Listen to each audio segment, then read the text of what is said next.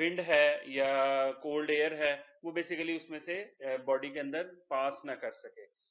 तो ये डिपेंड करता है गारमेंट फिट का कि आपकी कंडीशंस क्या हैं, जो एक्सटर्नल स्टिमुलाई है या एक्सटर्नल कंडीशंस हैं उसके ऊपर ये डिपेंड करती है। फिर फोर्थ चीज आ जाती है साइकोलॉजिकल कंफर्ट, यानी कि हम साइकोलॉजिकली या जो चीज भी हमने वियर की है वो हमें लगे कि ये हमारे लिए बेहतर है, हमारे मुआशरे के हिसाब से और हमारे जो जनरल फैशन के हिसाब से ये चीज जो है ये हमारी बॉडी के साथ या हमारे सराउंडिंग के साथ मुताबिकत रखती है। तो ये एक एक करके अब हम देखते हैं। सबसे पहले आ जाता है थर्मल और थर्मो फिजियोलॉजिकल कंफर्ट। ये है the condition of mind which express satisfaction with the thermal environment, यानी कि जो सराउंडिंग का एनवायरनमेंट है उसके साथ जो आपकी सेटिस्फेक्शन है या आपकी बॉडी का जो टेम्परेचर है वो मेंटेन्ड है, उसको हम कहते हैं कि ये थर्मल या थर्मो फिजियोलॉजिकल कंफर्ट है। It is the case when we are neither feeling too cold और नॉर टू वार्म, यानी कि ये एक ऐसा केस है या ऐसा फिनोमिना है जहां पे हम ना तो बहुत ज्यादा कोल्ड महसूस कर रहे होते हैं, ना हम बहुत ज्यादा वार्म महसूस कर रहे होते हैं। इसी तरह when the humidity produced by the body can be evacuated to the environment, और ये दूसरा केस ये है कि जो आप स्वीट प्रोड्यूस करते हैं या जो हमें पसीना आता है या बॉडी अपना जो कूलिंग निज़ाम है समर्स के अंदर जब वो एक्टिवेट करती है तो वो जो स्वीट है वो इजीली एनवायरनमेंट के अंदर वेपोरेट हो जाए या एनवायरनमेंट के अंदर एवैक्यूएट हो जाए और हम कूल महसूस करें, वो जो स्वीट है वो वहाँ पे एक्यूमुलेट ना हो बॉडी के साथ। तो इस जो फिनोमिना को हम कहते हैं कि ये थर्मल या थर्मोफिजियोलॉजिकल कंफर्ट है, कि ना तो हम बहुत ज़्यादा ठंड महसूस कर रहे हैं ना गर्मी महसूस कर रहे हैं, और जो हम लिक्विड प्रोड्यूस कर रहे हैं स्वीट प्रोड्यूस कर रहे हैं वो भी इजीली एनवायरनमेंट के अंदर इवेपोरेट हो रहा है और हमारा जो बॉडी टेम्परेचर है वो मेंटेन्ड है। कौन कौन से फैक्टर्स हैं जो थर्मोफिजियोलॉजिकल कंफर्ट को इफेक्ट करते हैं? These are the factors. सबसे पहले है the loss of heat by evaporation of sweat, यानी कि जो हमें एक्टिविटी की वजह से या इन्वायरमेंट में टेम्परेचर ज़्यादा होने की वजह से जो स्वीट है वो बेसिकली हीट जो है वो लॉस हो रही है। फिजिकल वर्क जब हम करते हैं, the physical work been done by the person, तो उस दौरान जो हमारा क्लोथिंग है वो बेसिकली हमें प्रिवेंट कर रही है कि अगर हम सर्दियों में कर रहे हैं तो बहुत ज़्यादा हीट ना लॉस हो जाए, अगर गर्मियों में है तो हीट जो है वो इजीली लॉस हो जाए। इसी तरह द इन्वायरमेंट, जो आपका इर्द गिर्द का इन्वायरमेंट है जिसमें एम्बियंट टेम्परेचर है, एयर ह्यूमिडिटी है, एयर मूवमेंट है, ये सारी चीजें जो हैं ये बेसिकली हमारे जो थर्मल फिजियोलॉजिकल कंफर्ट है उसको इफेक्ट करती हैं। जैसा कि समर में अगर ये पीछे जो मई या जून का हमारे यहाँ वेदर है तो ये ड्राई वेदर होता है, ड्राई हीट है। इसमें हम ह्यूमिड अगर एयर है या ऐसी एयर है जो कि ह्यूमिडिटी है तो वो इजीली हम बियर कर लेते हैं, यानी कि ड्राई वेदर की वजह से हमें कंफर्ट फील होता है। लेकिन जैसे ही आगे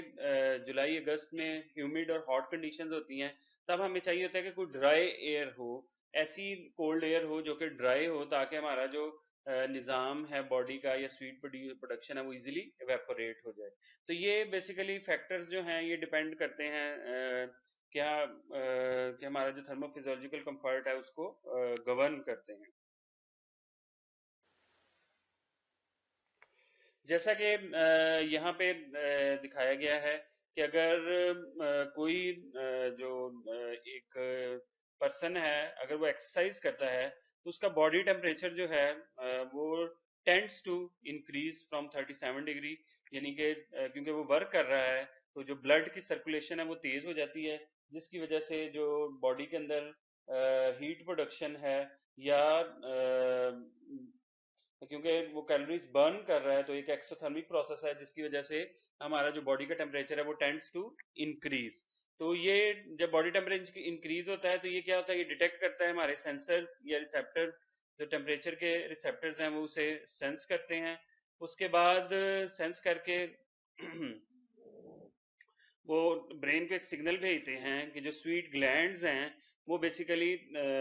स्वीट प्रोड्यूस करें ताकि वेपोरेशन से जो है वो कूलिंग हो, और जो हमारी बॉडी की सतह है वो बेसिकली कूल डाउन हो, और जो बॉडी टेम्परेचर जो इंक्रीज हो रहा है वो मेंटेन रहे, और हमारा जो ब्लड सर्कुलेशन से जो बॉडी टेम्परेचर जो इंक्रीज आ रही है टेम्परेचर में, वो कूलिंग की वजह से उसमें डिक्रीज आ जाए। तो ये एक निज़ाम है जो टेम्परेचर को जो हमारा स्वीट प्रोडक्शन या वेपोरेशन है, वो बेसिकली जब हम कोई भी फिजिकल वर्क करते हैं तो वो बॉडी के जो टेम्परेचर है उसको रेगुलेट करने के लिए स्वीट प्रोड्यूस करती है।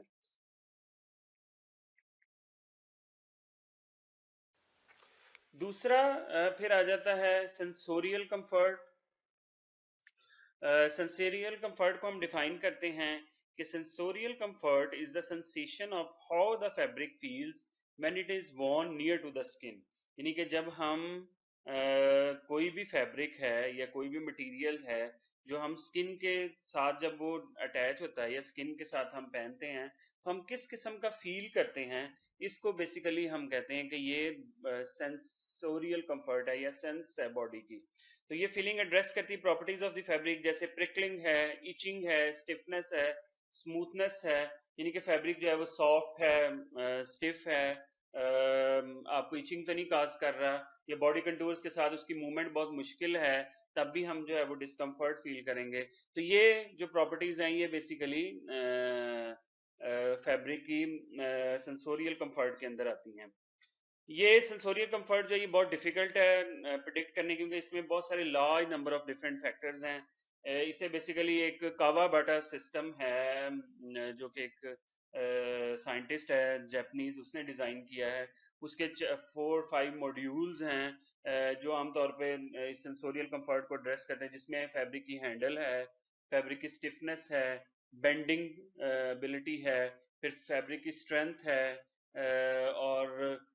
फैब्रिक का जो है ड्रेप है। ये सारी चीजें जो हैं ये उसके अंदर उसने कवर की हैं। तो ये सारी चीजें मिल के, ये जो 5 फैक्टर्स हैं, ये मिल के जो है ये सेंसोरियल कंफर्ट को कवर करते हैं। जैसा कि यहाँ पे भी दिखाया गया है इस डायग्राम के जरिए कि जो सेंसोरियल कंफर्ट है ये बेसिकली इन्हीं चीज़ों को मद्देनजर रखते हुए उसने वो मॉड्यूल्स बनाए हैं कावाबाटा ने, कि एक तो टेक्टाइल है, यानी कि टच की प्रॉपर्टीज़ हैं, जिसमें रफ है कि नहीं है, फैब्रिक को स्क्रैच तो नहीं कॉज करता, या इच तो नहीं करता, या प्रिकल करता है। फिर इसी तरह थर्मल कंफर्ट से रिलेटेड है कि फैब्रिक डैम्प तो नहीं है हो जाता, हॉट है, स्टिकी है, या बहुत ज़्यादा कोल्ड तो नहीं है कोल्ड सीजन के अंदर। फिर इसी तरह प्रेशर से रिलेटेड है कि फैब्रिक स्मूथ है, सॉफ्ट है, स्टिफ है, लूज है।